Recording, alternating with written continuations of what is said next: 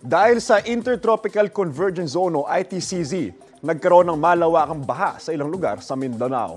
Gaya sa Pagulangan, Maguindanao del Sur kung saan nalubog sa baha ang ilang palayan. Pahirapan din sa pagtawid ang ilang motorista sa binahang kalsada. Binaha rin po ang paligid ng municipal building ng lungsod. Sa bayan ng Mamasapano, abot sa 80 hektarya ng mga taniman ang binaha. Ayon sa MDRRMO, apektado naman sa dalawang bayan ang nasa mahigit 8,000 pamilya. Napinsala naman ng flash floods ang aabot sa mahigit 70 hektarya ng sakahan sa Kabakan, Cotabato. Gayon din ang 6 na barangay roon na may mahigit 900 pamilya.